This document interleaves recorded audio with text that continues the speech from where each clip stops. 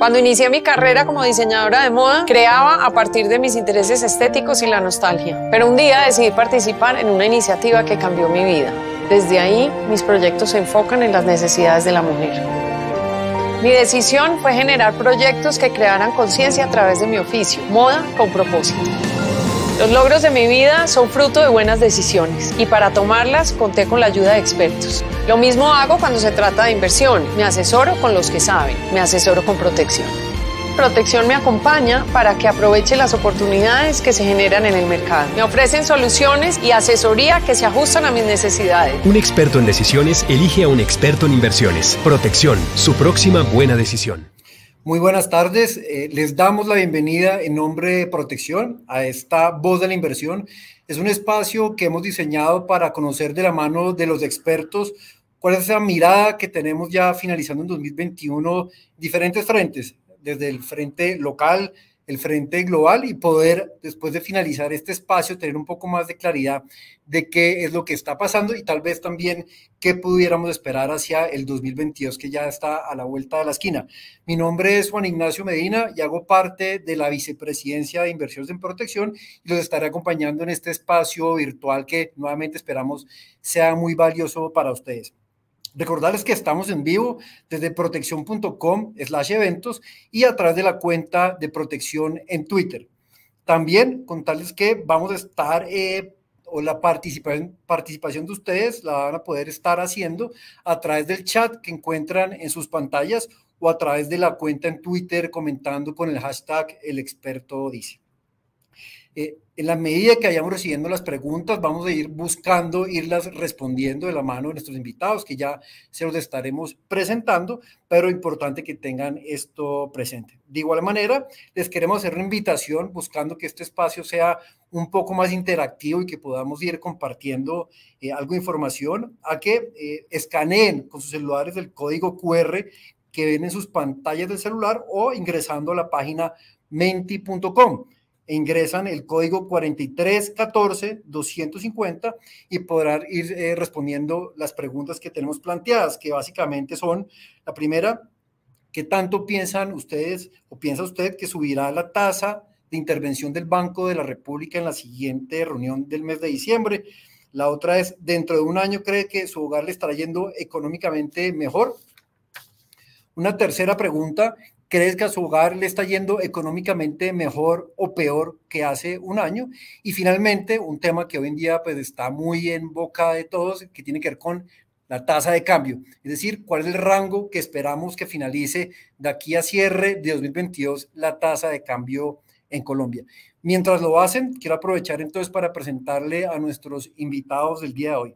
Primera medida, tenemos a Roberto Steiner. Roberto es doctor en Economía de Columbia University, también es máster en Economía de Columbia University, economista de la Universidad de los Andes, con una amplia trayectoria profesional.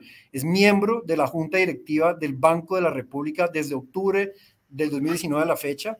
También se estuvo vinculado con FEDesarrollo como investigador asociado y director ejecutivo entre el año 1993 y 2019, participó también como director ejecutivo alterno en el Fondo Monetario Internacional, miembro del CEDE, Uniandes, director entre 1999 y 2002, también Banco Mundial, como economista entre el año 1995 y 1996, y de igual forma participó en el Departamento de Investigaciones Económicas del Banco de la República como economista y director entre el año 1981 y 1993. Roberto también ha tenido una muy amplia experiencia como docente. Roberto, muchas gracias por permitirnos contar con su compañía el día de hoy. Y por otro lado, Andrés Pardo. Andrés es Chief Latam Macro Strategist de XP Investments. Él trabajó en el equipo económico de del Banco de la República. Fue viceministro general de Hacienda, director ejecutivo y jefe de investigaciones económicas de Corfi Colombiana. Previamente, Andrés se desempeñó como investigador en la Subgerencia Monetaria y de Reservas del Banco de la República en el año 2009. Fue economista y estratega de crédito soberano para América Latina en los bancos de inversión Lehman Brothers y Barclays en Nueva York. De igual forma fue asociado en la Mesa de Dinero de Renta Fija Soberana y Corporativa de Mercados Emergentes en el Banco de Inversión Merrill Lynch en Londres y Nueva York entre el año 2000 y 2004. Posee un MBA con honores en Economía Financiera y Análisis de la Universidad de Columbia en Nueva York y es economista graduado también en Matemáticas de la Universidad de los Andes en Bogotá. Andrés, bienvenido. Antes de arrancar esta charla, que creo que también va a ser interesante, que podamos ir compartiendo entre los tres, quiero hacer una muy breve introducción, y es que estamos finalizando un año 2021 bastante, diría yo, atípico. Venimos de un proceso, o estamos en medio de un proceso de recuperación económica a nivel global, que ha sido evidente, y como digo yo, tal vez esa recuperación económica nos está haciendo de alguna manera pagar algunos costos colaterales, y a esto me refiero con lo que tiene que ver con inflación. Hemos visto cómo no solamente en economías desarrolladas, caso Estados Unidos, con inflación en los máximos de los últimos 30 años, Europa también estamos viendo presiones en los precios, y Colombia tampoco no es la excepción en este sentido, y esto claramente trae como consecuencia adicional lo que tiene que ver con cambios o ajustes en las políticas monetarias. Entonces, para iniciar, me gustaría entonces preguntarle a Roberto inicialmente, ¿cómo está leyendo desde el Banco de la República este fenómeno en inflación? Claramente primero en Colombia, y muy importante también conocer desde el lado de Andrés cómo se está viendo este fenómeno a nivel global y qué podemos esperar de un 2022 en cuanto a estas presiones que estamos viendo. Bueno, muchas gracias, Juan Ignacio, a ti y a Protección, muy amables por la invitación. Un placer compartir panel con mi buen amigo Andrés Pardo. Voy a empezar haciendo una salvedad y una aclaración. La salvedad es que naturalmente hablo a título personal, mis opiniones no comprometen al Banco de la República ni a su junta directiva, y la aclaración es que te agradezco mucho que me hayas otorgado el título de doctor en economía, que yo infortunadamente no logré alcanzar. Hice los estudios doctorales en la Universidad de Columbia, pero nunca logré terminar mi tesis. Entonces, quiero hacer esa aclaración en aras de la total transparencia.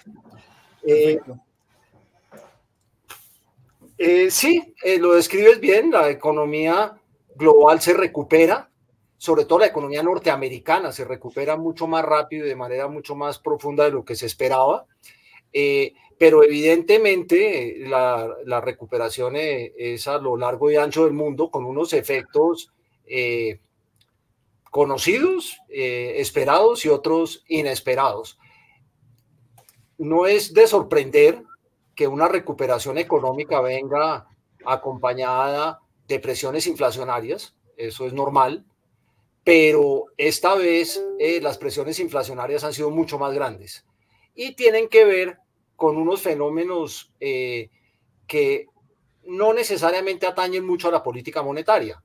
Y yo creo que se ha vuelto ya de conocimiento común los problemas en el comercio internacional, la disrupción de las cadenas de producción, los problemas logísticos de transporte, que hacen que en todas partes del mundo, y creo que sin excepción, se lea que el aumento reciente de la inflación dependa en cierta medida de la recuperación de la demanda, pero en gran medida de factores de oferta.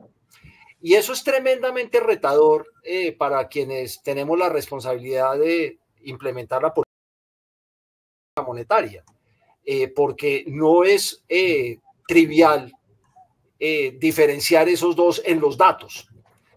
Los datos son uno solo, la inflación es una sola, y uno tiene que utilizar su mejor juicio, su mejor apoyo técnico para tratar de discernir las distintas causas que hay detrás de la inflación. Ese es un tema complejo, y que la respuesta a los aumentos recientes de la inflación en el mundo sean distintos. Hay países que lo han confrontado con aumentos brutales en sus tasas de política monetaria.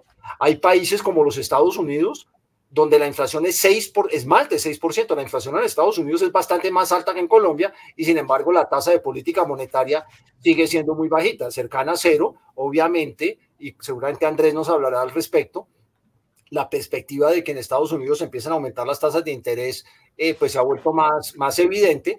Pero a lo que quiero decir a manera de introducción, Juan Ignacio, es que estos son tiempos tremendamente retadores para los bancos centrales, porque tienen el mandato, y nosotros lo tenemos en nuestra Constitución, de mantener una inflación baja y estable, pero no todos los fenómenos inflacionarios dependen de lo que hace el Banco Central. Y en esta ocasión, una parte no despreciable, yo diría una parte bastante importante del aumento que hemos visto en la inflación aquí en nuestro país, obedece a factores de oferta.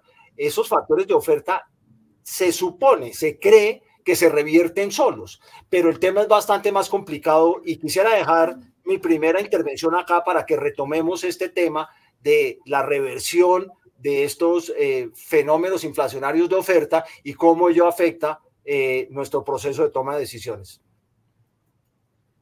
Perfecto, Roberto. Andrés, ¿cuál es tu mirada en este sentido?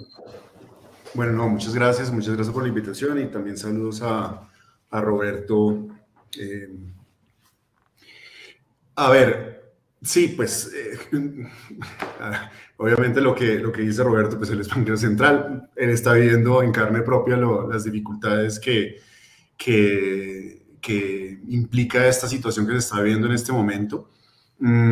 Pero obviamente aquí hay una diferencia importante entre lo que está pasando con las economías emergentes y las economías avanzadas, como él bien lo decía, y es que pues por lo menos digamos que una buena parte de los países emergentes, y estamos hablando más o menos un 60% de los países emergentes, ya comenzaron a subir las tasas de interés este año. Algunos comenzaron relativamente temprano en el año, por allá Brasil fue uno de los primeros, comenzando en marzo de este año.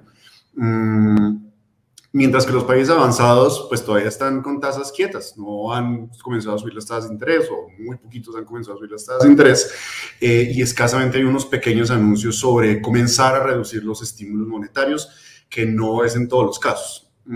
Obviamente eso pues en alguna medida tiene que ver con la credibilidad que tienen los bancos centrales, un poco con este tema de que la mayoría de las presiones que se están dando a nivel internacional son por unos temas de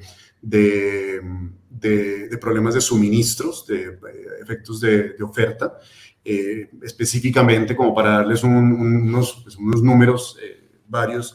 Nosotros en el caso de Estados Unidos, en donde la inflación está en 6.2%, también como dijo Roberto, muy por encima además que la misma inflación que está aquí en Colombia, que está cercana a 4,5%.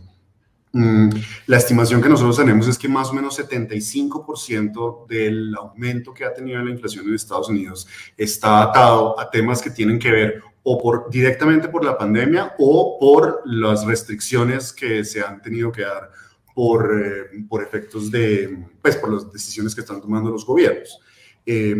Solamente para que lo veamos en un par de puntos muy concretos.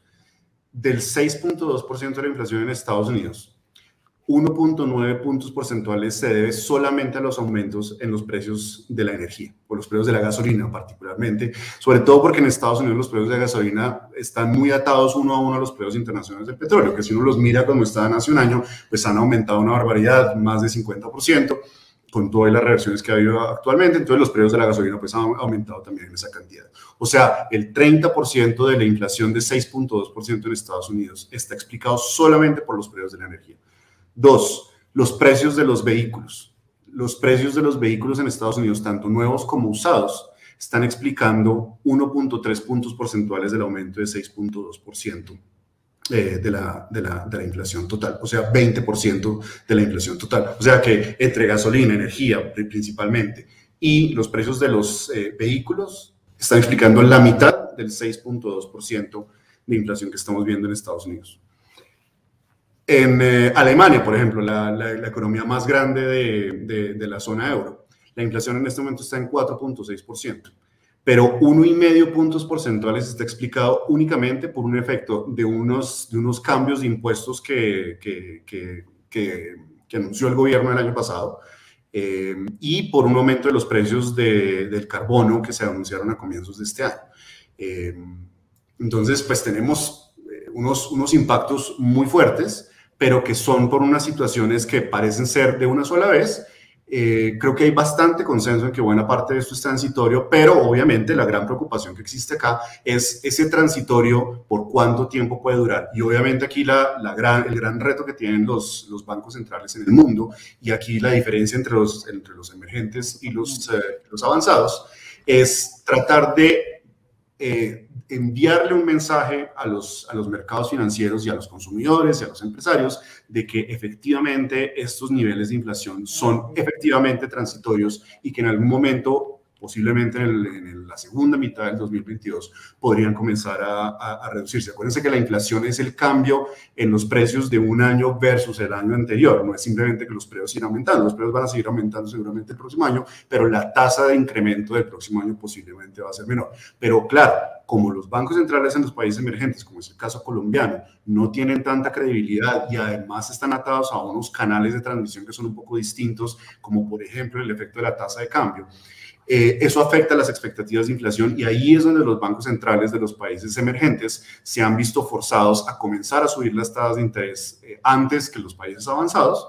Y eso pues obviamente genera algunas preocupaciones de si estas subidas de tasas de interés pueden comenzar a generar alguna disminución en el ritmo de recuperación de las economías. Ahora, claro, en el caso colombiano, ahorita seguramente vamos a hablar del tema, afortunadamente las tasas de interés, por más de que ya ha comenzado el Banco de la República a subir las tasas de interés, todavía se mantienen en unos niveles que son bastante bajos y por más de que siga subiendo, todavía van a ser unas tasas de interés que se mantienen bajas, o sea que el estímulo todavía sigue estando ahí, pero pues se está reduciendo ese estímulo, digámoslo, por decirlo de otra manera. Perfecto, Andrés. Antes de pasar a conocer la respuesta del público con la primera pregunta, quería complementar lo que estaba mencionando hace un momento Andrés, y es que el común denominador o el protagonista de este 2021 ha sido claramente, o ha sido la inflación, políticas monetarias, y en este caso pues la Reserva Federal a lo largo de todos estos meses ha venido de alguna manera dando puntadas de en qué momento va a empezar a ajustar su política monetaria.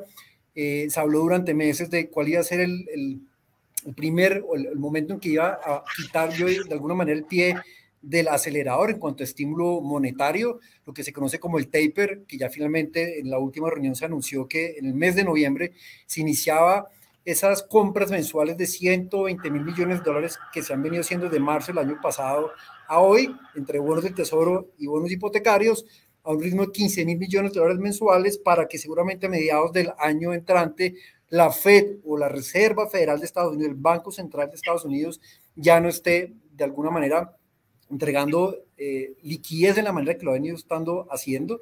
Y ya la pregunta que sigue de respecto a la Fed es en qué momento va a subir las tasas. Volviendo un poco al frente local, me gustaría, Daniel, si podemos ver la respuesta del público en la pregunta que tiene que ver con la expectativa de subida de tasas de interés por parte del Banco Central en Colombia.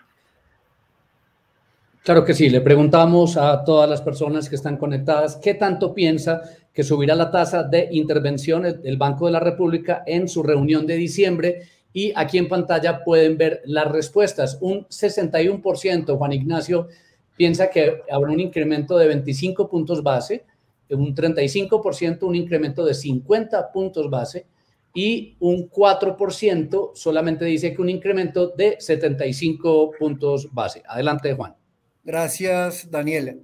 Esta respuesta, y Roberto pues ahorita nos va a dar su opinión, a nuestro modo pareciera ser un poco optimista. Es cuanto nos subía 25 puntos básicos, cuando uno ve el consenso de analistas está más por el lado de 50 puntos básicos. Obviamente pues Roberto nos va a decir qué va a pasar, pero más allá del ajuste que se haga de si es 25 o 50, pues usted va a saber el Banco de la República qué variables está viendo hoy en día de cerca para ver si es necesario un ajuste mayor. Recordemos que el Banco de la República inició de una manera un poco cauta con 25 básicos, la reunión que le siguió fueron 50 puntos básicos, ahora en diciembre hay nuevamente reunión donde, como les comentaba, se espera, o el consenso espera un incremento de 50 puntos básicos y así ir poco a poco normalizando y llegando a ese nivel, digámoslo, neutral en cuanto a su tasa de interés para en medio de una recuperación. Entonces, Roberto, me gustaría conocer de su lado cuál es la mirada que tiene respecto a esta política monetaria y qué está haciendo el banco o qué está monitoreando de cerca para ver cómo se debería dar dicho ajuste. Bueno, déjeme antes, Juan Ignacio, antes de contestarle la pregunta que es muy importante y no lo voy a evadir, retomar algo que dijo Andrés. Andrés mencionó dos términos que son muy importantes cuando estaba haciendo el paralelo entre los bancos centrales en los mercados emergentes y en los mercados desarrollados, y dijo algo con lo cual estoy de acuerdo y algo con lo cual no estoy muy de acuerdo, sobre todo en referencia al Banco Central en Colombia. Dijo Andrés, los canales de transmisión son diferentes. En eso estoy de acuerdo. Pero también dijo, la credibilidad es diferente. Ahí no estoy tan de acuerdo. Y quiero compartir con ustedes mis reflexiones al respecto. Evidentemente, los canales de transmisión a la inflación de un shock de oferta, como por ejemplo algo temporal en los precios de los contenedores o en el costo del comercio internacional, ¿qué tanto se transfiere eso al resto de la economía? Es muy distinto en una economía como Estados Unidos o una economía como la colombiana. La economía colombiana, y en esto hacemos juego con casi todas las economías latinoamericanas, son economías que vienen de una tradición histórica de relativamente alta o moderada inflación, con unos mecanismos de indexación que no están presentes en una economía desarrollada. Por poner el mejor ejemplo, el salario mínimo en los Estados Unidos, por un lado, es muy bajito, no marca la pauta de los salarios y se renegocia, es un acuerdo político que se renegocia cada 10 años.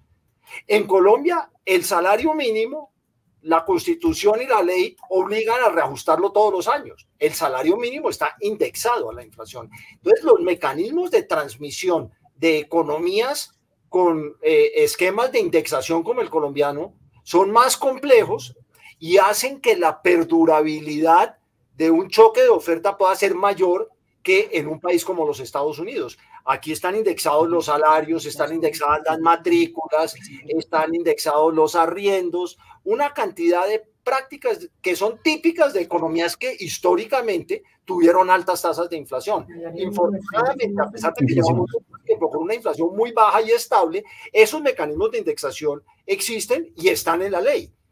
Entonces, hace que la perdurabilidad de un choque de oferta pueda ser mucho más alta en un país como el nuestro que en un país como los Estados Unidos. Entonces, la tranquilidad con que la Reserva Federal dice, no, estos son shocks de oferta, eso se corrige solo y no tenemos que hacer mucho, esa tranquilidad no la tenemos ni en Colombia ni en otros países de la región. Pero el tema de la credibilidad, ahí sí discrepo un poco de Andrés. Cuando uno mira las encuestas de opinión de para dónde cree la gente que va la inflación, pues evidentemente las encuestas dicen que la inflación este año va a cerrar en 4,5 o 5%. Ya el año está jugado y evidentemente no vamos a cumplir la meta de inflación de 3%. Pero es muy interesante observar que a plazos más largos, a fin del 2022 y definitivamente a fin de 2023, las encuestas señalan que la gente cree que la meta de inflación va a ser 3%, que la inflación va a ser 3%, es decir, que se va a cumplir con la meta. La meta es creíble. Eso no quiere decir que la gente esté creyendo que la inflación va a bajar a 3 por obra del Espíritu Santo. Lo que la gente cree es que el Banco Central va a hacer lo que le toque hacer para llevar la inflación a 3%. Entonces, la meta del Banco de la República es creíble. Por lo tanto, discrepo de Andrés no sé si lo estoy sacando de contexto o poniendo en boca de Andrés palabras que no dijo, pero yo creo que la credibilidad de nuestro Banco Central es muy grande cuando uno mira que a 20 meses, a 24 meses, las expectativas de inflación sugieren que estas son de 3%, que es justamente donde estaría la meta del banco. Eso habla de que el banco es creíble a pesar de que nos desenvolvemos en un país con prácticas de indexación importantes. Respecto a tu pregunta, ¿qué monitorea el Banco de la República o qué vamos a monitorear de cara a la reunión de diciembre? Lo mismo que monitoreamos siempre: la actividad económica, la brecha del producto, las presiones cambiarias, las expectativas de inflación.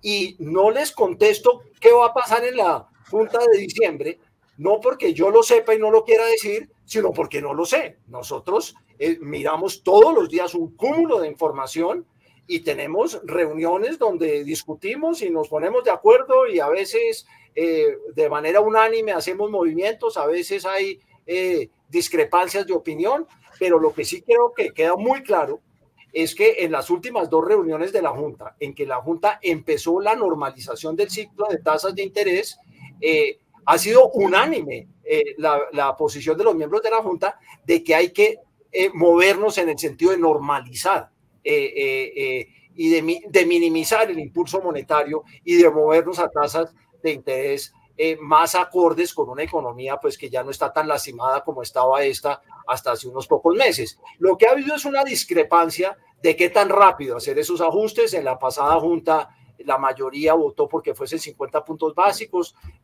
2 colegas votaron porque fuese menor y volveremos a reunirnos, nos reunimos casi de manera permanente. Tenemos junta este viernes, pero esta junta no tomará decisiones de política, lo hará a mediados del mes de diciembre y miraremos las cifras que estamos mirando siempre. Y creo que la información que nos ha llegado recientemente, la más importante y la comparto con ustedes es, uno, una inflación que se mantiene alta, pero expectativas razonablemente bien ancladas a horizontes relevantes. Y una actividad económica que es todavía más dinámica de lo que creímos que era cuando tomamos nuestras últimas decisiones. Esto es muy importante tenerlo en el radar. El equipo técnico del banco pronosticó a principios de este año que la economía este año se expandiría en el 2021 se expandiría 4,5%, subió a 6%, subió a 7%. En la última junta nos basamos en un reporte que hablaba de un crecimiento que podría ser del 9%, un poco más, y ahora es muy probable que este año, y las últimas cifras que reportó el DANE sugieren que es muy probable que este año la economía se expanda 10%, y quizá incluso nos dé una sorpresa positiva. Esa cifra es absolutamente determinante para el tipo de decisiones que tenemos que tomar en las próximas semanas.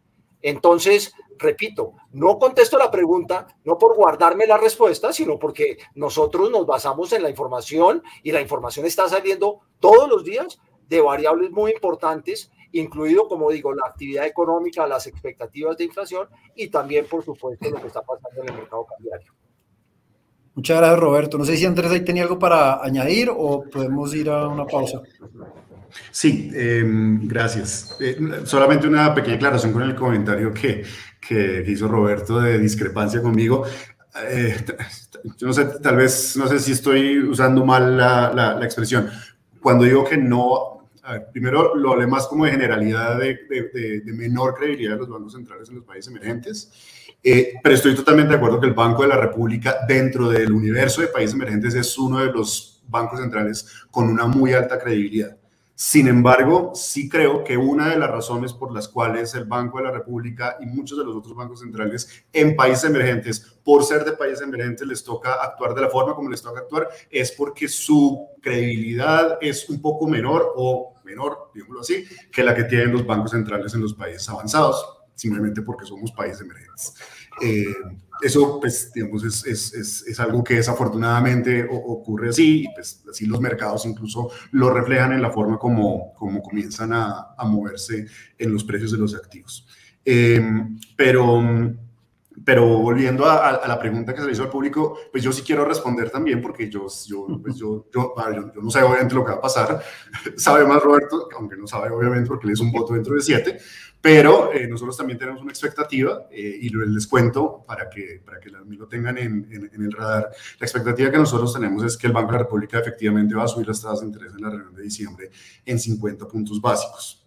No solo eso, sino que además creemos que en la siguiente reunión, que sería la de enero, también subiría otros 50 puntos básicos y posiblemente hacia marzo, o sea, cuando se acabe el primer trimestre, estaría desacelerando el ritmo de subida de tasas de interés, pero creemos que va a seguir continuando con los aumentos de subida de tasas de interés, un poco por las mismas señales que ha dado el Banco de la República, hablando de decir, mire, el plan que tenemos, el plan de vuelo que tenemos es tratar de llevar la tasa de interés gradualmente a un nivel que se considere neutral. Ahí la gran pregunta es, ¿cuál es el nivel neutral? Pero pues además eso debe ser muy consistente con el hecho de que vamos a tener un crecimiento económico, como estaba diciendo Roberto, que termina este año mucho mejor de lo que se estaba esperando, y también una expectativa de que el próximo año va a ser mucho mejor. Nosotros en particular estamos esperando, y nosotros tenemos este pronóstico ya hace un buen rato, y es que este año la economía crece 9.7%. Si creemos que hay un riesgo de que sea más alto, el próximo año lo vemos creciendo la economía 4,5%. Pero sí, desafortunadamente la inflación va a seguir aumentando de aquí hasta por ahí marzo del próximo año. Y lo que decía Roberto también es muy importante, y es el tema de la indexación de precios que tiene una economía como la colombiana. Desafortunadamente, además, nos va a agarrar uno de los niveles más altos de inflación que vamos a tener en este ciclo al final de este año, que es cuando se negocia el salario mínimo, que es cuando se comienzan a hacer las negociaciones para el próximo año. Y eso pues va a tener unas indicaciones para lo que va a ser eso, el salario y la indexación de precios que implica para el próximo año. Acuérdense, por ejemplo, como lo decía Roberto, el salario mínimo se va a negociar ahorita en las próximas semanas con una inflación que va a terminar muy cercana a 5%, de pronto incluso un poco por encima. Además a eso posiblemente se le suben algunos décimas o lo que sea por productividad. Vamos a ver qué terminan decidiendo, pero si el pasado sirve de historia, en los últimos años más o menos se ha aumentado el salario mínimo 1,5 puntos porcentuales por encima de la inflación causada. O sea que posiblemente podemos tener un salario mínimo que aumente a niveles de 6,5%. Y eso pues va a implicar que eso tiene unos efectos sobre una buena cantidad de precios en la economía, y eso hace que algunos de los números hacia adelante aumenten, y eso hace también que las expectativas de inflación puedan subir un poco, sin mencionar también el efecto que tiene sobre todo por los arriendos, que también creo que lo mencionó Roberto. Los arriendos pesan mucho sobre el IPC, y como muchos de ustedes saben que seguramente tienen apartamentos que arriendan, los contratos normalmente lo que dicen es que por ley se debe hacer un ajuste con la inflación causada del año anterior. Entonces, si la inflación termina siendo 5%, pues los arriendos aumentan también en esa misma magnitud más o menos, aunque eso es un proceso un poquito más gradual, pero en últimas pues terminamos teniendo una inflación en arriendos que pesa muchísimo dentro del IPC, que este año se ajustó con el IPC del año pasado, que había aumentado muy poquito, por debajo de 2%, y obviamente ahí tenemos un ajuste al alza que va a ser significativo. Por esa razón, pues también creemos que la inflación del año pasado, a pesar de que va a ser menor que la de este año, de todas formas todavía va a estar un poco por encima de la meta puntual del Banco de la República, que es 3%. Nosotros estamos esperando 3.8%, y por último, la expectativa que tenemos es que el Banco de la República suba las tasas de interés el próximo año hasta llegar a 5%. Perfecto, Andrés. Los invitamos, vamos a hacer una pausa muy breve, los invitamos a seguir conectados y ya volvemos a empezar a profundizar de otros temas muy relevantes que ya de alguna manera tanto Andrés como Roberto han venido dando algunas puntadas. Entonces vamos a la pausa y ya estamos con ustedes. ¿Cómo te imaginas tu futuro? Puede ser un lienzo en blanco, como la casa que quieres tener, o verde, como el planeta que cuidas. También puede ser rojo, como el corazón que palpita cuando piensas en tu emprendimiento.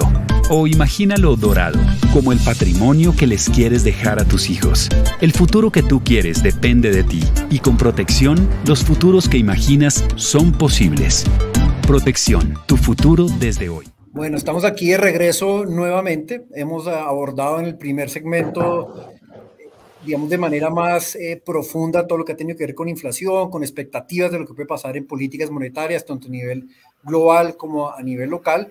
Y quisiéramos pasar a un punto bien importante, que de alguna manera ha marcado también la pauta en lo que ha pasado en los mercados, sobre todo en Colombia en este 2021. Tiene que ver con, dada la pandemia y dado lo que tuvieron que hacer los gobiernos, en el caso de Colombia, el gobierno local, de tener unos apoyos fiscales significativos y los desbalances que esto ha venido generando en la economía, y que ya sabemos que una de las consecuencias es que evidentemente la deuda como porcentaje del PIB se espera que se siga incrementando, el déficit de cuenta corriente también lo ha venido haciendo. Entonces estamos viendo unos desbalances que evidentemente se buscan corregir, pero que no es algo que se dé de la noche a la mañana. Entonces la pregunta, y me gustaría arrancar por Andrés, teniendo que tiene una amplia trayectoria y conoce a profundidad todos estos temas fiscales, ¿cómo se está viendo la situación fiscal de Colombia? ¿Cómo tal vez se plantea una reforma tributaria estructural que no se dio? Seguramente pudiera venir una más adelante que busque de alguna manera tener esos ingresos que hoy en día no tiene la nación, nuevamente corregir temas como el porcentaje de deuda con el PIB, el déficit de cuenta corriente, y cómo entonces Colombia está en un proceso de seguramente ir buscando en algún momento, y ahorita pues, si Andrés nos puede dar información en el sentido de qué pudiéramos esperar para recuperar o pensar en recuperar un grado de inversión que claramente no va a ser este año que viene, ni el 2023 seguramente, pero un poco ese panorama en términos fiscales, cómo lo estamos viendo, Andrés, y qué impactos podríamos ver hacia adelante.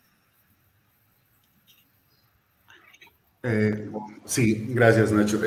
Bueno, a ver, yo creo que lo separaría en dos partes. A ver, yo creo que el tema fiscal en Colombia definitivamente es uno de los talones de Aquiles de esta economía, y va a seguir siendo un tema de preocupación hacia adelante. Yo creo que este es un tema que, por ejemplo, pues teniendo en cuenta que vamos a tener una nueva administración, un nuevo gobierno el próximo año, este debe ser un tema que se debe abordar de manera muy significativa en lo que van a ser los debates pensando en las elecciones presidenciales del próximo año. Creo que hasta el momento poco se ha tocado el tema, en partes por la sensibilidad que ese tema tiene, como lo vimos este año con la reforma que se presentó en abril, que se cayó y que pues eso implicó pues todo lo que ya sabemos que vino después. No es nada popular decir que uno va a subir impuestos, pero es un tema que toca tocarlo, y esperaría ojalá que en todos los debates que vengan hacia adelante los periodistas o quienes hagan las preguntas a los candidatos sean muy insistentes en ese tema de cómo van a abordar el tema fiscal. ¿Por qué? Porque definitivamente Colombia todavía no tiene resuelto ese tema hacia el futuro. La reforma que se hizo ahora, la ley de inversión social, que se aprobó hace un par de meses, no es una reforma estructural. Sí aumenta el recaudo y con eso pues digamos que soluciona parcialmente algunas de las preocupaciones que se dispararon, digámoslo así, con los aumentos tan importantes que se dieron en el gasto público a raíz de la pandemia y con el aumento de deuda tan importante que se dio, pero definitivamente no resuelve el problema. Y no resuelve el problema desde el punto de vista estructural, y tampoco lo resuelve desde el punto de vista de las perspectivas fiscales.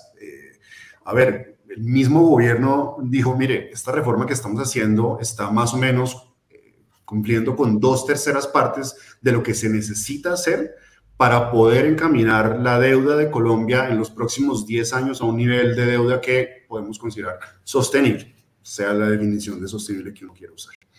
Sin embargo, la verdad es que cuando uno comienza a mirar los números, pareciera ser que los esfuerzos que se van a necesitar en el futuro van a ser mucho mayores.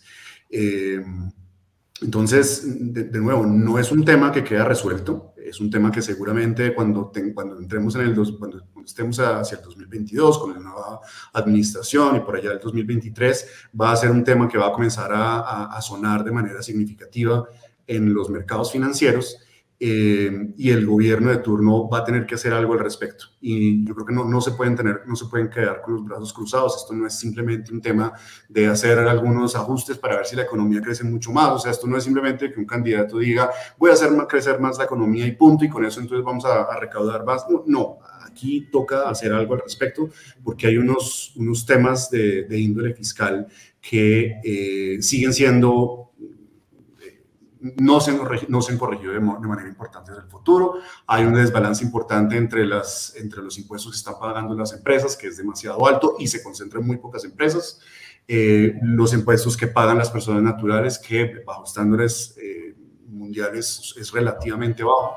Entonces, ahí hay que hacer unos ajustes que además también tiene que procurar por unos temas de cómo lograr impulsar la formalidad, impulsar la generación de empleo e impulsar la inversión en el país para que eso genere mayor crecimiento económico y de alguna manera se vuelva un círculo virtuoso en donde se genere un mayor recaudo. Ahora, la segunda parte de la que hay que ver es un poco la percepción que tienen los mercados financieros sobre el tema fiscal de Colombia.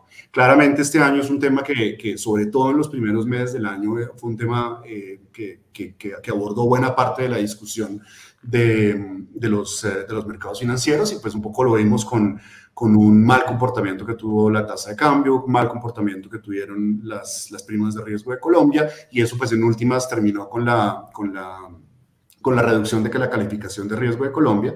Pero ahí yo quiero decir una cosa, y es que con lo que se hizo con la reforma de la ley de inversión social, y un poco y ahí vuelvo el tema de la credibilidad, porque a pesar de todo, Colombia tiene cierta credibilidad por unas políticas adecuadas, o por lo menos desde un punto de vista fundamental,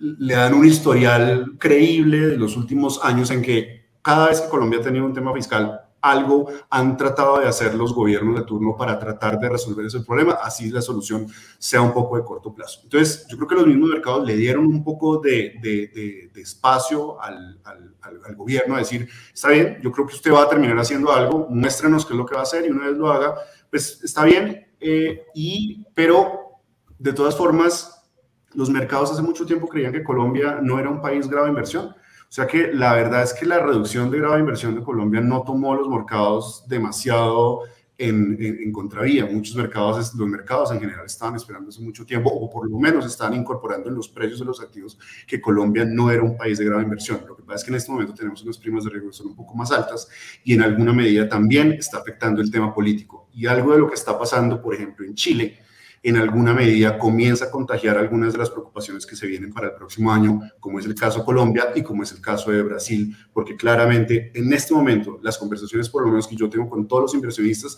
siempre el primer tema de discusión es qué va a pasar en el frente político el próximo año. Andrés, muchas gracias, y ahorita con esa respuesta pues ha venido tocando muchos puntos en los que quisiéramos profundizar más adelante, pero en ese punto final que mencionaba de la confianza inversionista, creo que es importante mencionar, y es que, como usted dice, es un poco inclusive como contraintuitivo que durante este año 2021, donde hemos visto que se perdió el grado de inversión, la inestabilidad social, donde hemos visto incrementos en la inflación, política monetaria ajustándose, pues uno pensaría que el interés, y bueno, 2022 con elecciones presidenciales, uno pensaría que el inversionista extranjero no le interesa o no está tiene una preferencia tan marcada por entrar a Colombia. Y cuando uno ve los flujos de TES al país desde marzo, abril de este año a la fecha, pues suman un poco más de 13 billones de pesos, y eso realmente dice mucho oiga, de afuera realmente están viendo esa solidez, esa fortaleza institucional, y que de alguna manera, como lo vemos nosotros, es que es un factor a tener en cuenta como favorable. No significa que no haya riesgo sobre la mesa, pero creo que ver ese apetito inversionista del extranjero, que todos los días nos está viendo, inclusive con una rigurosidad también muy alta, y es, oiga, en Colombia podemos ver oportunidades, y cada día que pasan que las tasas suben más, seguramente la oportunidad puede ser mayor. No con eso estoy diciendo que ya pues la renta fija no se va a ver impactado aquí hacia adelante en corto plazo, pero creo que esa señal es importante mencionar. Quería como precisar ese punto. Antes de avanzar, me gustaría, Daniel, si podemos ver las otras dos respuestas de las preguntas que le hicimos a nuestros clientes, a los que están presentes hoy, que tiene que ver con la confianza. Si las podemos ver, por favor, para abordar un poquito. Claro que sí, Juan. Obviamente preguntas de confianza, de percepción. La primera de ellas dice: dentro de un año, ¿crees que a tu hogar le estará yendo económicamente mejor o peor? Y estas son, señores, las respuestas. El 81%, doctor Steiner, doctor Pardo y don Juan Ignacio, dice que mejor, y el 19% dice que peor. Ahí hay un pequeño optimismo. Y la siguiente pregunta fue: ¿crees que a tu hogar le está yendo económicamente mejor o peor que hace un año? Es decir, ¿cómo les está yendo ahora? Dice el 61% que le está yendo mejor, pero el 39% dice que no le está yendo muy bien. Estas son las cifras a esta hora, Juan Ignacio. Gracias, Daniel. Roberto, cuando vemos estas respuestas, ¿qué se le viene a la cabeza? Evidentemente, pareciera que van en línea con los números que estamos viendo, con unas expectativas de crecimiento mayor, con una confianza al consumidor mayor. Obviamente esto también pudiera pensar uno, esto también podría explicar esas presiones inflacionarias, hay una mayor demanda, sabemos los choques de oferta, pero quisiera ver desde su mirada, desde el Banco de la República, o su mirada personal, estos resultados, estas dos preguntas, ¿qué le dicen y cómo lo ven ustedes desde el banco? No, yo creo que el primer gráfico, sobre todo respecto a las perspectivas para el año entrante, yo no creo que sea pequeño optimismo, es un gran optimismo y yo creo que bienvenido. Me parece una noticia fantástica y está un poco de acuerdo con las cifras que mencionaba antes Andrés, y podemos estar hablando en estos momentos de una expansión de la actividad económica del año entrante entre el 4 y el 5%, a partir de un crecimiento que puede ser del 10% este año. O sea, ya estamos hablando de que la economía empieza a recuperar el nivel de actividad económica que tenía en el 2019 y vamos a crecer 4 o 5% por encima de ese nivel. De manera que este optimismo de los hogares me parece que es perfectamente acorde con esa cifra, es acorde con las encuestas que hace Fedesarrollo sobre percepciones que tienen los consumidores, que tienen los comerciantes, de manera que yo creo que es una gran noticia. Obviamente, eso va a implicar retos en términos de política económica, sobre todo para el Banco Central, porque como tú señalabas, pues naturalmente eso se debe reflejar en mayor demanda y la mayor demanda genera presiones inflacionarias y bueno, nosotros tendremos que hacer el trabajo para el cual hemos sido designados, pero esos son los retos que nos gusta tener.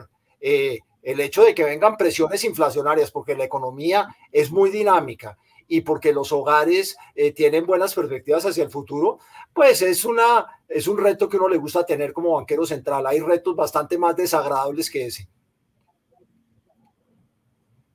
De acuerdo. Andrés, quería hacer una pregunta y siguiendo con el tema fiscal, ahorita más adelante vamos a hablar de tasa de cambio, que creo que es otro componente importante en esta charla, y es que dentro del proceso de recuperación hemos visto algunas cifras, sobre todo lo que tiene con el recaudo, que cuando lo comparamos con el 2019 ha venido aumentando de manera importante. Inclusive hoy ese recaudo está cerca de un 5% por encima de lo que veíamos en 2019. Estos números, ¿qué le dicen? ¿Considera que son suficientes para pensar en que se va a poder corregir un tema, por ejemplo, de déficit de cuenta corriente y que las cifras fiscales empiecen a mejorar, o por ahora es muy temprano pensar en eso? No, pues a ver, yo creo que, a ver, dos cosas. Primera cosa, que las cifras estén mejores que las del 2019 en este momento, pues es muy consistente con lo que estamos viendo con la economía. O sea, desde los datos que salieron en el tercer trimestre de este año, ya mostraron que la economía, el PIB, mejor dicho, está por encima de los niveles prepandemia. Entonces, eso era como la primera meta volante que tocaba recuperar y pues en alguna medida pues está viendo reflejado también precisamente en las cifras de recaudo fiscal. Sin embargo, pues todavía hay mucho camino por recorrer. En parte por eso es que el próximo año estamos esperando un crecimiento de 4,5%. O sea, aquí la pregunta es, si no hubiera habido pandemia, esto obviamente es una pregunta súper hipotética, pero digamos el crecimiento tendencial de Colombia que existía antes de la pandemia. Si no hubiera habido pandemia, ¿dónde estaríamos hoy en día? Y resulta que hoy en día el PIB está por debajo de ese crecimiento que hubiera habido si no hubiera habido pandemia. Y todavía toma un poco de tiempo para que lleguemos a ese nivel tendencial, que es lo que, digamos, eso es lo que los economistas llaman la brecha del producto. Por eso es que estamos esperando un crecimiento de 4,5% el próximo año, porque todavía estamos por debajo de ese crecimiento tendencial, y para llegar al crecimiento tendencial necesitamos crecer a tasas superiores que las que se veían antes de la pandemia, que eran unos niveles pues, más o menos del orden de 3,5% o algo por ese estilo. Entonces, esa es la primera cosa. Segunda cosa, las cifras fiscales de este año seguramente van a ser un poco mejores que las que se estaban estimando originalmente. El gobierno tenía 8,6% de déficit fiscal estimado. Si mal no recuerdo, creo que en los últimos días o recientemente se habló de que el déficit puede ser un poco menor, lo cual me parece totalmente razonable. Vamos a tener un PIB mejor que les estaba estimando. Acuérdense que el mismo gobierno hasta hace poquito hablaba de crecimiento de 6% y ahorita subieron su pronóstico, pero también muy por debajo del pronóstico que tiene el Banco de la República, el que tenemos nosotros y el que tienen la mayoría de los analistas. Entonces, pues no sería extraño que el déficit fiscal este año termine siendo un poco menor que el que se estaba estimando originalmente. Pero igual es un déficit fiscal de 8,5% u 8% del PIB, que es terriblemente alto comparado con los niveles que se veían anteriormente. Entendible, pero sigue siendo muy alto. Ahora, el próximo año vamos a tener un déficit fiscal seguramente más bajo, en la medida que se comienzan a retirar algunos de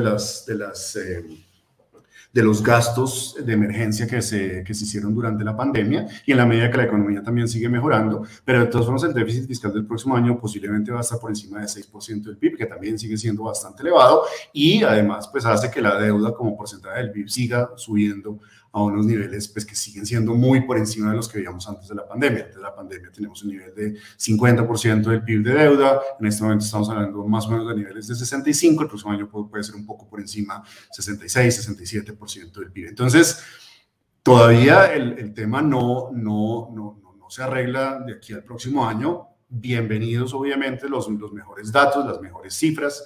En alguna medida el Banco de la República también ayuda a esto porque la política monetaria siendo expansiva como ha sido y en un proceso de normalización monetaria que va a ser gradual, le está dando un apoyo a la economía para que siga mejorando mientras la economía siga en ese proceso de curación que todavía pues, no ha terminado y que todavía falta mucho tiempo para que lleguemos a ese punto. Pero pensando hacia adelante, pues desafortunadamente la pérdida del grado de inversión es algo que va a tomar mucho tiempo recuperarse.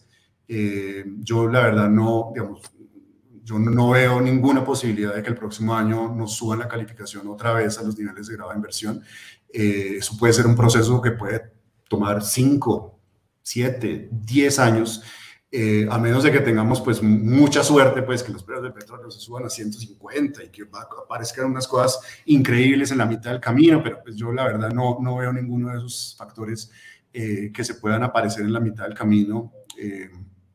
Entonces yo desafortunadamente ese escenario de mejora de la calificación va a ser un proceso bastante largo. Cuando uno habla con las agencias calificadoras, típicamente lo que ellos le dicen, mire, cuando un país pierde el grado de inversión, lo típico es que puede tomarse entre 5 a 10 años en volver a recuperar el grado de inversión. Ahora, hay excepciones, ¿no? Ha habido países que se han demorado un par de años en que lo vuelven y lo recuperan, pero la verdad es que Colombia, teniendo una situación fiscal que sigue siendo un talón de Aquiles, como ya lo mencioné anteriormente, pues claramente no es un tema solucionado, todavía hay una expectativa de que algo más se tiene que hacer, las agencias calificadoras mismas lo han dicho, estamos esperando que más adelante se requieran unos ajustes fiscales mayores y también ojalá de tipo estructurales. Entonces la verdad ese no es un tema. Y solamente para hacer un último, para terminar con un comentario que hizo Nacho antes, de por qué los inversionistas internacionales siguen comprando bonos colombianos.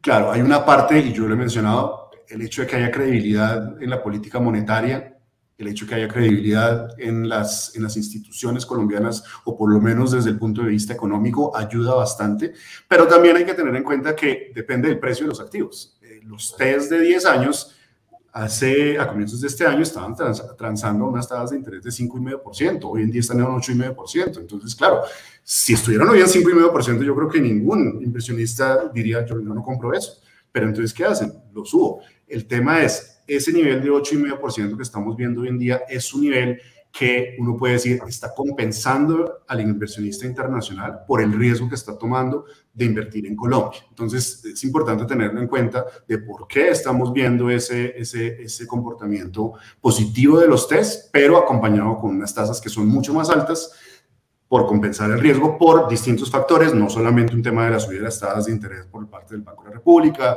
la mayor inflación, la situación financiera internacional, sino pues compensación de riesgo que exigen los inversionistas cuando compran títulos a nivel internacional. Perfecto, Andrés. Antes de entrar a hablar de tasa de cambio, Daniel, me gustaría proyectar una par de diapositivas para ilustrar un poco ese desempeño de los activos de los que hemos hablado, sobre todo la renta fija en este momento. Entonces,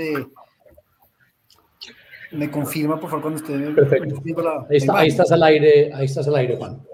Bueno, aquí, para nuestros invitados, los que están conectados hoy, estamos poniendo, o se ve en la gráfica, la evolución del índice Coltest en lo corrido del 2021. Es decir, el Coltest es la canasta que agrupa los test tanto de corto, mediano y largo plazo, donde se ha visto de manera evidente, voy a poner aquí el señalador, un momento por favor, donde claramente hemos visto un escenario bajista en términos de precio, que básicamente es causado por un incremento en las tasas. Y cuando lo vemos, permítanme un segundo, aquí es, de igual manera la línea amarilla es la refleja el comportamiento del Coltest de corto plazo, que de igual manera también se ha visto impactado y hemos visto un descenso.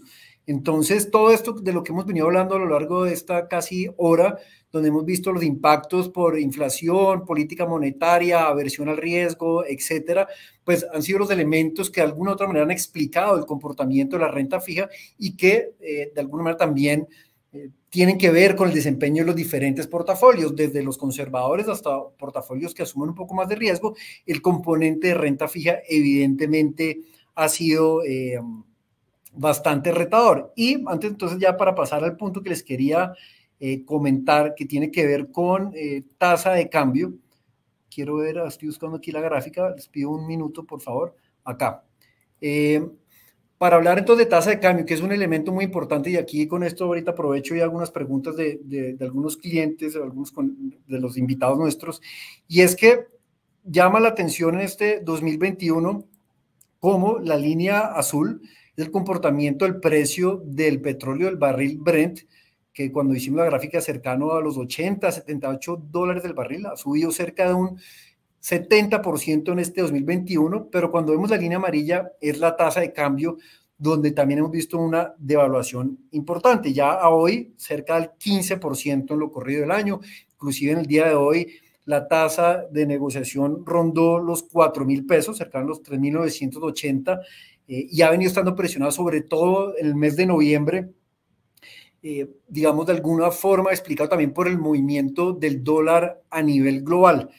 Cuando uno mira el dólar a nivel global se refiere a la canasta, al DXY, que es la canasta que mide las monedas las 7 monedas más fuertes con respecto al dólar, y es evidente cómo sobre todo en las últimas semanas esta se ha apreciado de manera importante, ya cerca de un 7% en el año. El euro, que se negociaba hace 3 meses sobre 1,16, está sobre 1,12 aproximadamente. Eso es un dólar más fuerte que claramente ha impactado las demás monedas respecto a esta divisa, y obviamente con un mercado o con un efecto sobre los mercados emergentes.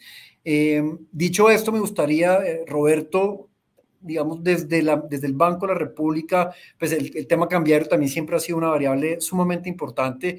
En años anteriores, eventualmente el banco intervenía controlando la fluctuación vía subastas de volatilidad. Hoy en día sabemos pues que la fluctuación finalmente es una válvula de escape, o una, digamos, amortigua lo que puede pasar en los mercados, y digamos que de alguna forma pues se está dejando fluctuar libremente, digamos que es el objetivo o el ideal, pero quisiéramos ver un poco ustedes de este movimiento de la tasa de cambio. Primero, ¿cómo están leyendo esta dinámica del dólar contra el peso? Más allá de pensar en un nivel específico, y qué esperan hacia adelante. Y después de esto, me gustaría ver un poco también, o no sé si tal vez antes, Daniel, antes me gustaría ver qué está esperando la encuesta que hicimos respecto a las expectativas de la tasa de cambio del cierre 2022, para que ahí conectemos con Roberto y después con Andrés sobre la dinámica de la tasa de cambio y qué esperar hacia adelante. Perfecto, fantástico. Pregunta del dólar, ¿en qué rango estará el dólar al cierre de 2022? Y estas son, señores, las respuestas. El 59% piensa que va a estar por encima de los 3,800 pesos, 35% dice que va a estar entre 3,400 y 3,800 pesos, y solamente el 5% considera que va a estar inferior a 3,400. Doctor Roberto Steiner, opiniones. A ver, ahora me voy a tomar un buen rato, ya que Andrés ha hablado tanto y yo he hablado tan poco, ahora sí voy a hablar bastante. Y quiero volver sobre el tema fiscal, porque ata con esto. Creo que no debemos perder de vista, o sea, Colombia llega a la crisis de la pandemia ya con un nivel de deuda bastante alto. En el año 2019 la deuda pública ya era como 45% del PIB. Yo en ese momento, y Andrés lo recordará, no estaba en la junta del banco, era miembro del comité consultivo de la regla fiscal, y mirábamos estos temas con gran preocupación. Ya era un nivel alto, viniendo de un periodo de muy buenos precios del petróleo, por lo menos durante unos años a principios de la década. No es de sorprender que con la pandemia esa situación se agravara, pues obviamente el colapso económico produjo un colapso en el recaudo tributario y todas las planes de apoyo bien estructurados del gobierno, tanto a los hogares como a las empresas, aumentaron el gasto público, inevitablemente aumentó el déficit, aumentó la deuda y como nos dice Andrés, hoy en día la deuda es del orden de 65% del PIB, el déficit fiscal es del orden de 8% y la deuda no se vislumbra que vaya a bajar mucho en los años venideros. Yo creo que la gran preocupación que yo creo que debemos tener todos es que este deterioro que se ha dado en el último año, en los últimos 2 años en los indicadores fiscales, se ha dado en un ambiente externo muy benigno. Más allá de que a Colombia le bajaron la calificación de riesgo y como dijo Andrés, probablemente eso ya estaba descontado por los mercados, la verdad es que Colombia ha deteriorado muchísimo su balance público en un contexto en que hay posibilidades de financiar esos desbalances. Esas posibilidades se están cerrando o se están volviendo menos amplias con los anuncios de la Reserva Federal, con lo que le está pasando a las tasas de interés de más largo plazo en los Estados Unidos. Evidentemente, nos hemos beneficiado de que los años de mayor desbalance fiscal fueron años en que había abundante liquidez internacional para financiar esos desbalances. Esa abundante liquidez internacional no va a estar con nosotros toda la vida. Entonces, yo creo que si no nos tomamos muy en serio, y esto pues ya le corresponderá por supuesto al próximo gobierno, enderezar de manera importante la situación fiscal, nos vamos a ver en una situación tremendamente vulnerable. Esa vulnerabilidad se traduce, y creo que Andrés lo dijo bien en respuesta a por qué los inversionistas extranjeros siguen comprando TES, pues porque las tasas de interés recogen ese aumento en la prima de riesgo. La prima de riesgo de Colombia ha aumentado como resultado del deterioro de la situación fiscal. Y eso en un contexto de amplia liquidez internacional. Las cosas podrían ser más complejas más adelante si esas condiciones financieras se vuelven menos favorables, como es lo razonable esperar. No quiere decir que la abundante liquidez internacional va a desaparecer de un día para otro, pero evidentemente va a ser menos abundante en los años venideros que ahora. Todo eso se refleja en mayores tasas de interés, en mayores primas de riesgo y en una moneda más depreciada. Ahora, la depreciación reciente del peso es retadora, recoge en gran medida la fortaleza del dólar, es decir, el peso no es la única moneda que se ha depreciado, todas las monedas se han depreciado recientemente respecto del dólar. Pudo haber reflejado, y esto eran conversaciones que uno tenía con los inversionistas internacionales, algo de carry entre mercados emergentes. Al fin y al cabo, el Banco de la República empezó el ciclo de aumento de tasas de interés un poco después de otros bancos centrales de la región, entonces podía haber algo de carry entre distintas monedas jugando en contra del peso colombiano, pero evidentemente también, y esto no es inusual, estamos empezando un ciclo electoral con incertidumbre, como todos los ciclos electorales, que también tiene efectos sobre el mercado cambiario. Esto no es inusual. De manera que si bien el peso está más débil de lo que se pronosticaba hace unos meses, creo que hay razones que explican esa mayor debilidad. Es cierto, Juan Ignacio, que el Banco de la República en el pasado tuvo distintos mecanismos de intervención. Esos mecanismos de intervención son factibles, se pueden reactivar. Y aquí solo hablo a título personal, no comprometo para nada la opinión de mis colegas. Yo soy un gran fan de que el tipo de cambio flote. Creo que la gran fortaleza que tiene el marco de política económica, el marco de política monetaria colombiano, es el marco de inflación objetivo con tipo de cambio flexible. Yo creo que naturalmente depreciaciones abruptas, apreciaciones abruptas, pues crean problemas y sinsabores en este sector, en esta empresa, por supuesto.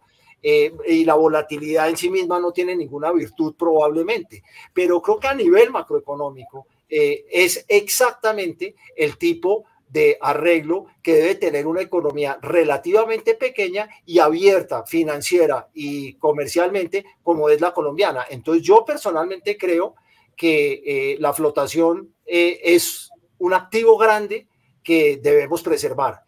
Y la flotación en épocas de alta incertidumbre, pues implican depreciaciones del tipo de cambio.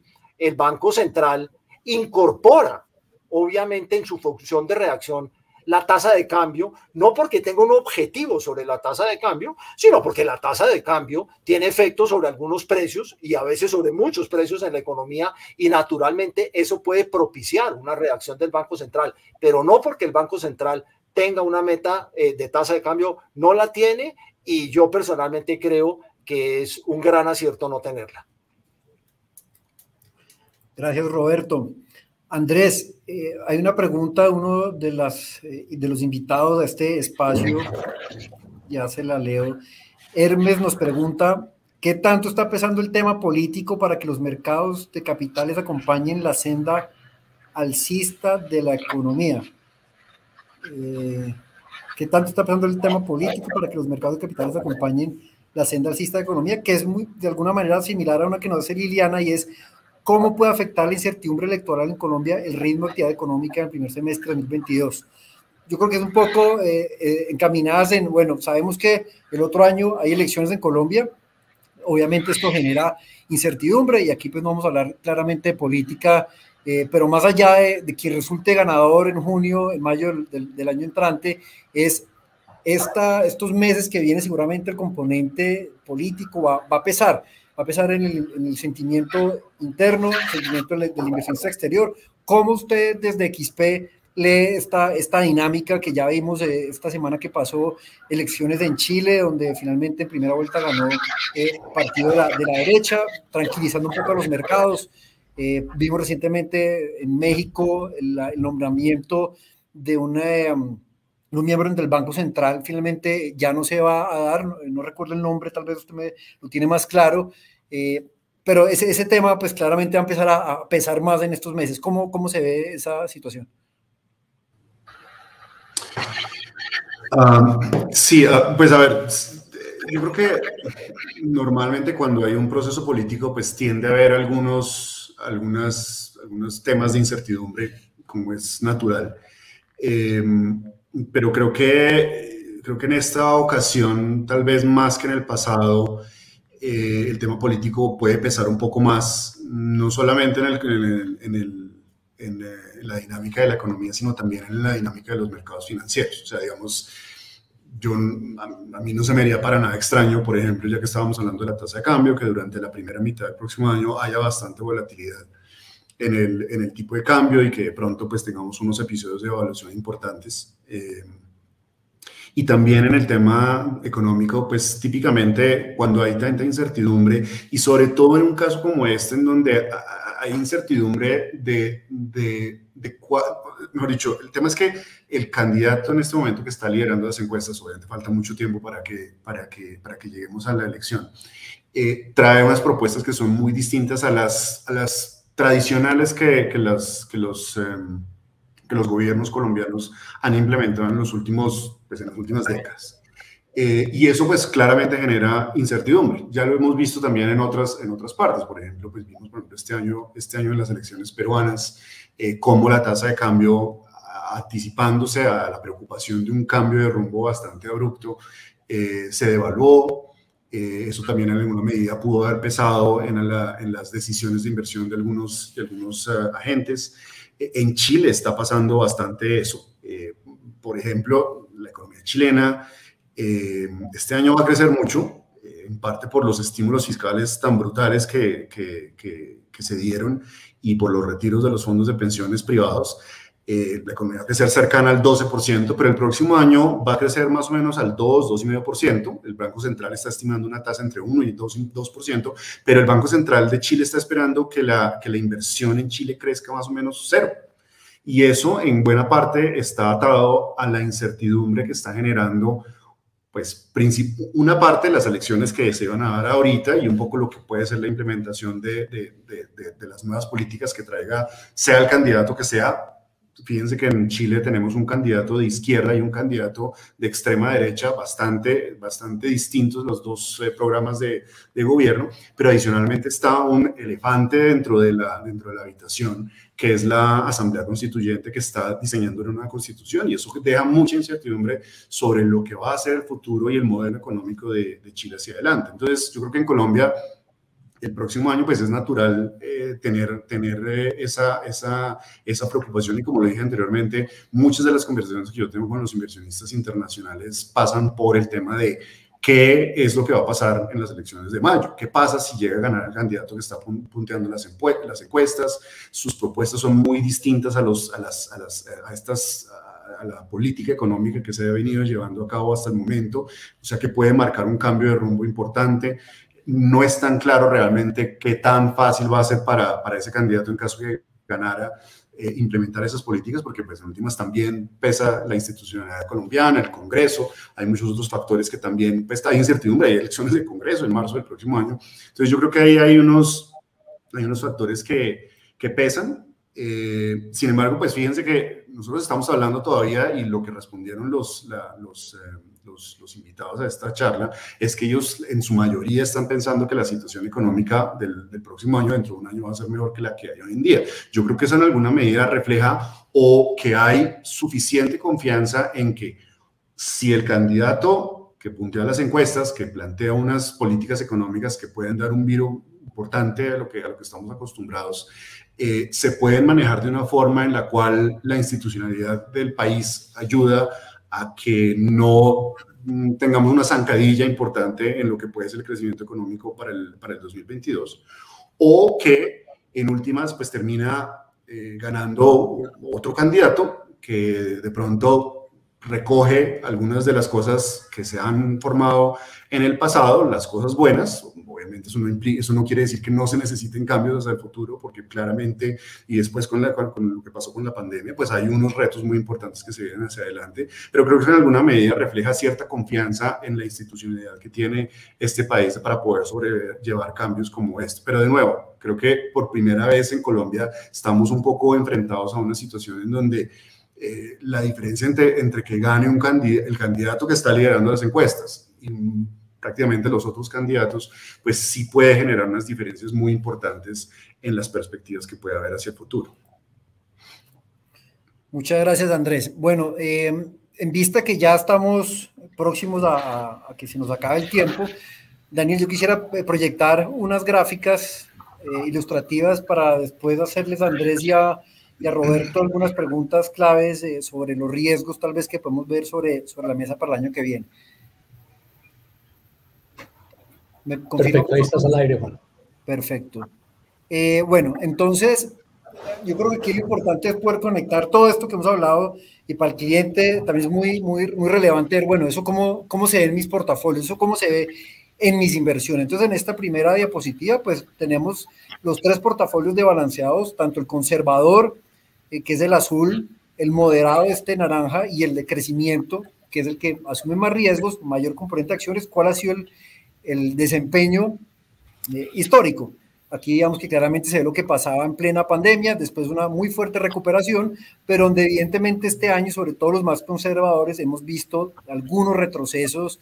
El moderado, digamos que en menor medida, y esto se explica básicamente porque el conservador por naturaleza tiene un mayor componente en renta fija, que ya hemos hablado ampliamente de cómo se ha impactado, y un perfil más arriesgado, es decir, que asume mayor riesgo, valga la redundancia, incorporando más renta variable, pues claramente ha tenido un mejor desempeño. Y la tabla de abajo, pues resume lo que ha pasado con los principales mercados. Entonces vemos los TES, medidos por el índice Coltés, con un retroceso en el año cercano al 8.4%, Colcap, que es el índice local de renta variable, menos 8.7%, aquí vale tanto por anotar un punto, es que en junio de este año este índice estaba cerca del menos 17%, ha habido una recuperación, todavía no para estar en terreno positivo, donde marca la diferencia mercados desarrollados. Este es el índice referente de Estados Unidos, el S&P 500, con retornos cercanos al 25% y una devaluación del 15%. Entonces aquí lo que uno trata de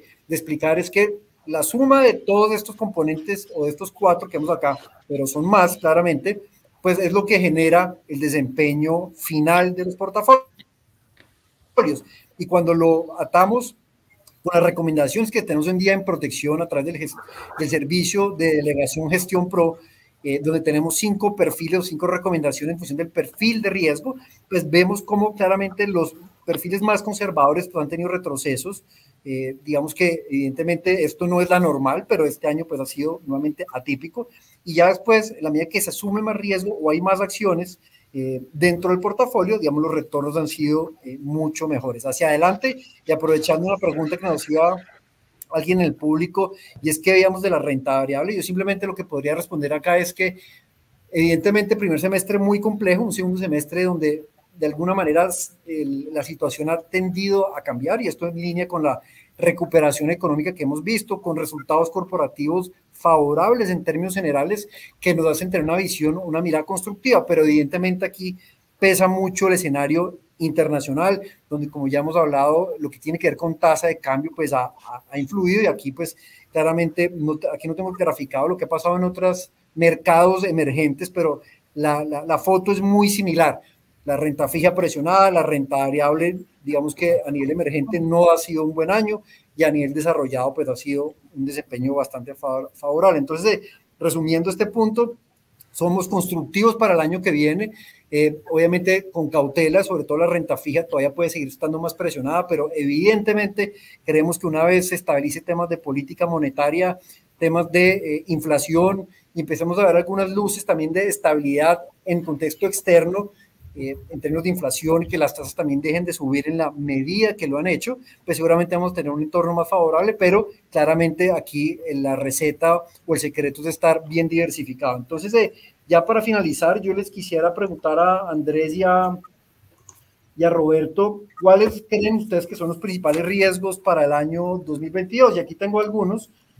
Uno, política monetaria más contractiva de lo esperado. Digamos que esto aplica tanto para Colombia como para Estados Unidos, que la inflación no sea tan transitoria, tema de incertidumbre política, y yo también pondría un riesgo como una recuperación global menos robusta. Evidentemente hay otros riesgos, pero yo creo que estos que mencioné resumen en gran medida los que están sobre la mesa de una manera, yo diría, más clara. Entonces quisiera ya como para finalizar, conocer la opinión de ustedes en este punto. Bueno, si quieres arranco yo. No, yo creo que la lista que tú haces es correcta. Yo creo que me asocio a ella. Yo creo que, y tal vez está implícito cuando dices el riesgo de que la economía global crezca menos, yo creo que no debemos descartar el tema de la pandemia, ¿no? La pandemia no se ha ido. De acuerdo. Y de hecho, cuando yo comparto con ustedes pronósticos muy optimistas, no muy optimistas, muy reconfortantes que hace el equipo técnico del Banco de la República, yo les estoy mencionando más o menos el punto medio del rango, pero esas proyecciones se hacen con enorme incertidumbre, sin lugar a dudas, y esa incertidumbre tiene que ver, entre otras, con el tema de la pandemia, porque pues la buena noticia es que nos estamos vacunando rápido y estamos siendo medio cuidadosos, pero la realidad es que lo que estamos viendo, por ejemplo, en Europa es muy, muy preocupante. O sea, economías que se están volviendo a cerrar, de manera que yo creo que no podemos dar por sentado el buen desempeño económico. Tú mismo lo mencionaste, es posible que el desempeño económico mundial no sea tan bueno, y creo que una de las razones por las cuales no sería tan bueno es porque el tema de la pandemia nos acompañe más y con más severidad de lo que pensábamos. En el tema de lo que concierne al Banco de la República, yo creo que nosotros empezamos un proceso de normalización y lo estamos haciendo cautelosamente, lo estamos haciendo a medida que vamos teniendo más información respecto a las variables fundamentales que determinan nuestro quehacer. Y yo espero que al final del día, cuando volvamos a tener esta conversación el año entrante, el resultado de esta encuesta no nos sorprendió el Banco de la República. Yo creo que nosotros estamos haciendo un esfuerzo por cumplir con nuestro mandato, facilitar la recuperación económica y en la medida de lo posible no sorprender a la gente. Ese no es el mérito de lo, digamos, eso no es un atributo de hacer política monetaria, sorprender a la gente. Ha habido casos, y Andrés los conoce bien, y tú también, de eventos recientes en otros países de la región, donde los movimientos de los bancos centrales han sido muy sorpresivos. Aquí en Colombia no lo ha sido así. Ha habido unas divergencias mínimas de opinión de si la tasa debió subir 50 o 25, y tus mismas encuestas sugieren cierta divergencia, pero yo creo que son divergencias moderadas que al final del día creo que señalan que para dónde va la política monetaria, yo creo que está razonablemente bien entendido, tanto por los que hacemos la política monetaria como por los que, como tú, tienen responsabilidades tan grandes ante tus inversionistas. Yo creo que el panorama es claro de normalización de la política, donde al final del día, no hemos hablado de ese término, pero es un término muy importante en la jerga de, tal vez Andrés lo mencionó en algún momento, ¿cuál es la tasa de interés neutral? Y la tasa de interés neutral, pues es una tasa de interés que tiene en cuenta dónde queremos tener la inflación y cuál es la prima de riesgo inherente a un país como Colombia. De manera que yo creo que mientras tengamos claro que la tasa de interés neutral es esa, no deberíamos tener grandes sorpresas de hasta dónde podría llegar la tasa de interés de política del banco. Y naturalmente, pues, obviamente, en el proceso de aumentar la tasa del banco, pues naturalmente se han desvalorizado los portafolios más conservadores, como tú lo has dicho, que fueron pues los que más se protegieron el año pasado, cuando los portafolios agresivos vieron semejantes desvalorizaciones. Pero yo quiero dar en ese sentido un parte de tranquilidad, de que yo creo que el marco de política monetaria que nosotros utilizamos y por el cual guiamos nuestro accionar es conocido y no debería llevar a grandes sorpresas para nada. Entonces yo creo que la incertidumbre para mí viene más por el otro tipo de factores que tú mencionaste. Muchas gracias, Roberto. Y Andrés, ¿cómo ves? Sí, no, yo comparto los riesgos. Aquí también tengo mi lista y es pues claramente una inflación mayor, que dure más tiempo, que el Banco de la República se vea forzado a subir las tasas de interés más de lo esperado, que la Reserva Federal de Estados Unidos comience a subir las tasas de interés más pronto de lo previsto. Ya hablamos del tema político, que pues puede generar algún ruido en la primera mitad del año, y vamos a ver qué termina ocurriendo dependiendo de cómo terminen siendo las elecciones legislativas y las de presidente, y de si el candidato que gane de pronto pueda moderar un poco su discurso dependiendo de cómo esté la situación en ese momento. El tema fiscal sigue siendo, como ya lo hablamos varias veces en esta charla, un tema que es importante pensando para la siguiente administración. Y el tema obviamente, la pandemia. O sea, como decía Roberto ahora, miren lo que está pasando en Europa. Yo creo que, Austria impuso restricciones totales de permanecer en casa a partir de esta semana. Y Austria es uno de los países con menores tasas de vacunación, totalmente vacunados en la eurozona, con un nivel de 64%. En Colombia estamos en 45% totalmente vacunados. O sea que, pues, si esto sirve de lección, pues es casi, yo no soy epidemiólogo y no soy médico ni nada por el estilo, pero pues viendo cómo está evolucionando la pandemia, pues no sería para nada raro ver que en los próximos meses vamos a tener otro pico importante aquí en Colombia, y eso pues también puede generar unos temas importantes, pero no solamente los temas de los picos, es que también puede haber otras variantes. Ya vimos lo que pasó con la variante Delta, pueden salir otras variantes un poco más complicadas, la situación puede empeorar sustancialmente. O sea, aquí no podemos cantar victoria. Sí, claro, los números que estamos previendo para el próximo año creo que se ven bastante bien, pero pues yo creo que lo mismo que decía Roberto, el hecho de que el Banco de la República tenga un rango en donde en uno de sus escenarios creo que tiene un pronóstico de que incluso podríamos crecer en 1% o 1,5%, pues implica una situación en que la situación de la pandemia se deteriora significativamente. Ahora, simplemente para terminar un poco con el tema de lo que estábamos viendo ahorita en las gráficas que mostró José Ignacio, yo sí estoy bastante optimista en lo que puede ser el comportamiento de la renta fija local el próximo año. Este año, pues desafortunadamente fue un año de desvalorizaciones con el tema de la inflación, con el tema del inicio de la subida de las tasas de interés en Colombia por parte del Banco de la República, en donde, y aquí yo creo que hay que tener esto en cuenta, Roberto lo dijo, en la región el Banco de la República fue uno de los que más tarde comenzó a subir las tasas de interés, y eso en alguna medida se vio reflejado en unos mercados financieros en los cuales la curva de rendimientos, que es tal vez la diferencia entre las tasas de largo plazo de los bonos de gobierno colombiano y la tasa del Banco de la República, se ha empinado de manera muy, muy significativa. O sea, cuando uno hace un estudio de comparativo de los países emergentes, de qué bancos centrales se han adelantado y qué bancos centrales están un poco, digamos que atrasados, si es que queremos usar ese término, Colombia aparece como si fuera entre los países emergentes que están atrasados en la subida de tasas de interés. Ahora, lo estoy diciendo más desde un punto de vista de unos análisis teóricos, más que lo que es correcto, porque en últimas, como dicen los banqueros centrales, buena parte de la política monetaria también está en un tema de comunicación, en el arte, en un tema de percepción. Esto no es una ciencia exacta de cuándo es que uno tiene que subir la tasa de interés, etcétera, etcétera, y es un tema de transmitirle esa credibilidad a los mercados internacionales, a los mercados financieros.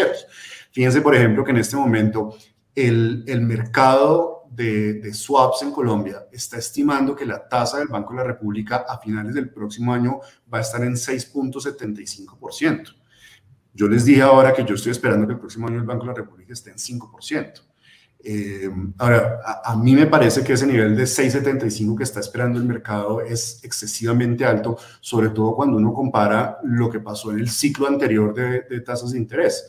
El Banco de la República subió las tasas de interés a un máximo de 7,75%, pero es que la inflación alcanzó a bordear 10%. En este momento la inflación sí, seguramente va a subir más, pero posiblemente no va a superar el nivel de 6%. Yo creo que hay una diferencia muy importante. Me parece que el mercado en este momento está un poco extrapolando la situación que estamos viendo en este momento, de algunos riesgos que se ven hacia adelante, pero en la medida que vaya pasando el año y si efectivamente vemos una situación en la cual el crecimiento de la economía comienza a moderarse un poco, en que el Banco de la República sigue subiendo las tasas de interés, y por esa razón creo que el banco va a tener que subir las tasas de interés un poco más rápido de lo que comenzó, no a los 25 puntos básicos, sino unos ritmos de 50 en algunas reuniones.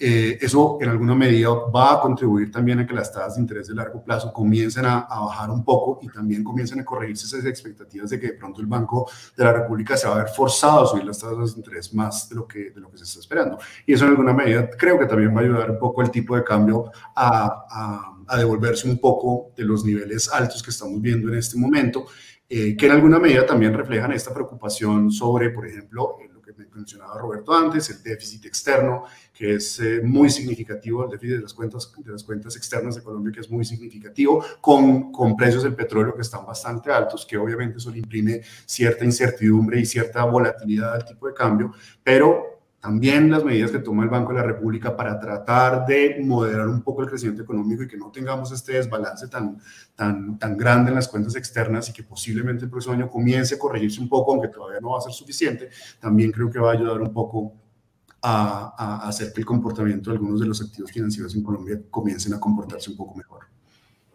Andrés, muchas gracias. Bueno, antes de finalizar, yo simplemente quisiera como dejar unos mensajes para que queden en la cabeza de los que están un día conectados, y es como recapitulando un poco lo que hemos conversado hoy. Aprovecho también para agradecerles a Andrés y a Roberto, que ha sido un espacio bastante valioso para todos. Yo quisiera decir a manera pues, de conclusión, uno, estamos en un escenario favorable en términos de actividad económica a nivel global, donde hemos visto como tanto en economías desarrolladas como emergentes y Colombia puntualmente mostrando unas cifras bastante satisfactorias, donde obviamente esto ha venido acompañado de presiones inflacionarias. Ya pues abordamos los factores que están generando estas presiones inflacionarias desde el lado de la oferta, desde el lado de la demanda, donde yo creo que esta es una interrogante muy importante hacia el 2022, es qué tan transitoria va a ser esta inflación y por lo tanto poder determinar cuál va a ser el curso de los principales bancos centrales y claramente en el caso del Banco de la República tenemos retos muy importantes en el tema fiscal. Y los riesgos ahorita que ya tanto Andrés como Roberto abordaron, pues yo creo que son los elementos para tener muy presentes hacia adelante. Finalmente queremos transmitir un mensaje de que somos constructivos en los mercados en 2022, obviamente monitoreando muy de cerca todo esto que hemos hablado en este espacio, donde el tema COVID, claramente lo mencionaba Andrés y Roberto, pues va a ser un elemento en hoy en día tener presente lo que va a pasar con Colombia los meses venideros, pero en general creemos que va a ser un año donde tal vez la estabilización en política monetaria, en inflación, ya lo mencioné, le puede dar un respiro a lo que estamos viendo en la renta fija y donde el escenario empieza tal vez a lucir un poco más atractivo. Y claramente pues somos conscientes que el tema político pues irá pesando cada vez más dentro del ánimo inversionista, pero pues será algo que solamente el tiempo nos irá dando razón de que vaya sucediendo. Entonces, quiero agradecerles nuevamente por habernos permitido a todos los que están hoy en día conectados, haberlos acompañados en este espacio, especialmente Roberto y Andrés, nuevamente muchas gracias, de verdad que fue un espacio bastante valioso y queremos invitarlos a diligenciar una encuesta de satisfacción que la pueden acceder en el botón de la parte superior derecha que se encuentra en la página de Protección Eventos. Recuerden pues que en Protección estamos permanentemente acompañándolos con este tipo de eventos. Consideramos que es muy importante mantenerlos. Sabemos de la importancia para ustedes de estar informados. Este es un mundo muy cambiante donde todos los días hay noticias nuevas en todos los frentes. Por lo tanto, nuestro reto es permanentemente estar en este tipo de reuniones transmitiéndoles información de la mano de expertos de la talla de Roberto y Andrés. Entonces, y bueno, un mensaje final. Esta videoconferencia quedará grabada y estará disponible en nuestro canal de YouTube para que la puedan compartir con sus amigos o familiares. Entonces, Andrés, Roberto, muchas gracias. Les agradecemos mucho y hasta una próxima oportunidad. Pues muchas gracias. Muchísimas gracias. Sabemos que cumplir tus metas personales y familiares te hace vibrar. Y en Protección trabajamos para que puedas cumplirlas con asesoría experta y soluciones personalizadas. Te presentamos Gestión Pro, un servicio de gestión profesional de tus objetivos de ahorro e inversión, con recomendación y delegación de la estrategia de los expertos en una inteligente mezcla con tecnología de última generación. Partimos de tus objetivos: inversión, gestión patrimonial, vivienda, dejar un legado o tu futuro pensional. Entendiendo tu objetivo, el plazo en el que quieres cumplirlo, tu perfil de inversionista, y alineados con las oportunidades del mercado, diseñamos tu plan financiero y gestionamos de manera permanente y automática tu estrategia de inversión para que alcances tus metas en el plazo deseado. Todo esto basados en nuestra filosofía de inversión, un proceso de toma de decisiones que utiliza un detallado análisis económico y fundamental y un estricto proceso de optimización y construcción de portafolios de inversión. ¿Cómo funciona? El proceso de Gestión Pro es muy sencillo y ágil. Primero, empezamos por conocerte. Queremos saber cómo te gusta invertir y qué tipo de riesgo estás dispuesto a asumir. Segundo, después tú estableces tu objetivo y el plazo en el que quieres cumplirlo. Tercero, con base en esta información, recibirás nuestra recomendación experta de una estrategia de inversión diversificada, con la que obtienes el balance ideal, generas retornos al invertir en múltiples activos, sectores y mercados, y te beneficias de la flexibilidad a la hora de aprovechar las oportunidades de acuerdo con la visión y los movimientos de los mercados. Finalmente, autorizas a Protección para que administre tu portafolio y haga los movimientos que estime convenientes de manera automática. Con Gestión Pro puedes tener una inversión sencilla, diversificada, sin costo adicional, enfocada en tus objetivos, con asesoría experta, en un servicio ejecutado por un equipo de expertos que estarán constantemente tomando decisiones por ti. Además, no tendrás que ocuparte de tomar decisiones que demandan tiempo y conocimiento experto. ¿Estás listo? ¡Empecemos! Tú creas el objetivo de ahorro y nos delegas tu gestión. Nosotros gestionamos tu estrategia de inversión para que juntos lo hagamos realidad. Con Gestión Pro, lo que antes era exclusivo, en protección es para ti. Delega ya tus inversiones en Gestión Pro.